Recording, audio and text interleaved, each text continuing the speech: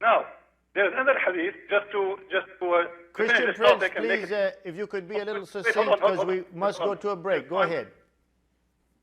Yeah, there's one story about a child who died, and this is in Sahih Muslim, hadith book number 33, hadith number 6435.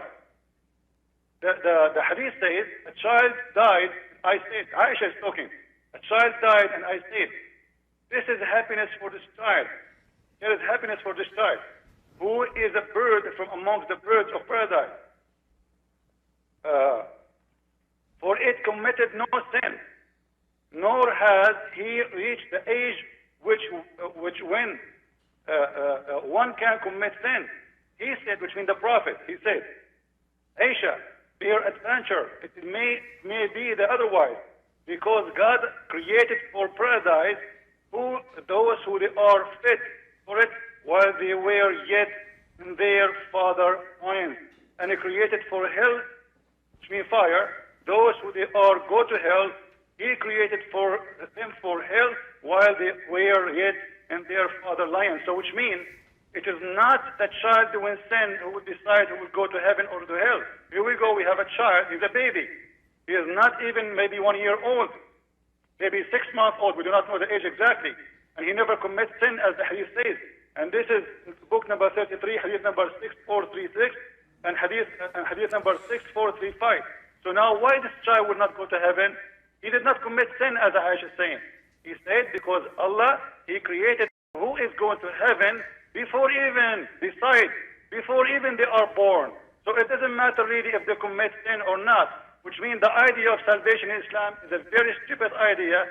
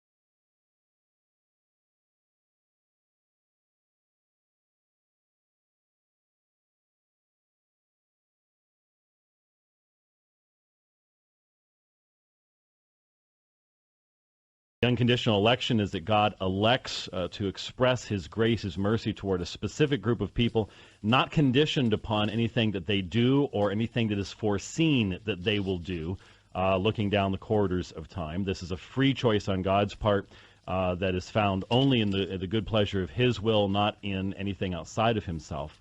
And that is a specific election. That is, that it's not just an election of a general group, but that these individuals are known to God, they are foreknown to God. That's an active verb, something that God Himself does.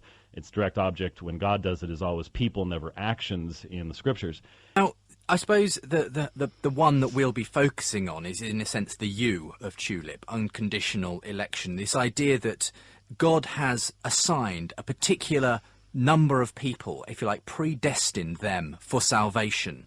So predestination is the way people often talk about it, and you do find that word in the New Testament. So is that your view then, just as before we go to Roger and Faith, James, that people are predestined to salvation, and does that conversely mean that others are predestined to hell?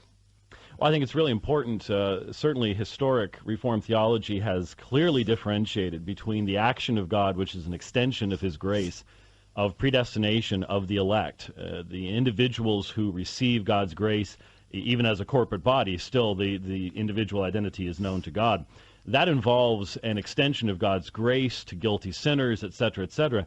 That is not involved in the passing over of those who then receive God's justice. From the Reformed perspective, we believe that God is about revealing the entire range of His attributes. That includes His mercy, His grace, and His love, but it also includes His wrath and His justice. And you really have three options. Either God can save everybody, God can save nobody, or God can save, based upon His own selection, those whom He would save. In only one of those choices, in only one of those scenarios, does God have any freedom of choice at all. If He saves everybody, there's no freedom of choice. If He saves no one, there's no freedom on God's part in regards to choice is concerned. So that reprobation is not a parallel act in any way, shape, or form with predestination, because one is an extension of grace, one is only in categories of justice. And so it's very common to hear those two made equals of one another, but I think that there's some very good reason to distinguish between them. I mean, it is one of the reasons, though, why I think so often when people do come across Calvinism, that this is the first, if you like, thing that really throws up a problem for them. Many people who have come across it, who perhaps are not Christians, and come across this idea that some have been selected beforehand, you know, and whether you're born, there's really no decision on your part. It's all been decided in advance. And this, of course, for some people, it raises huge problems about, well, where does that leave my free will?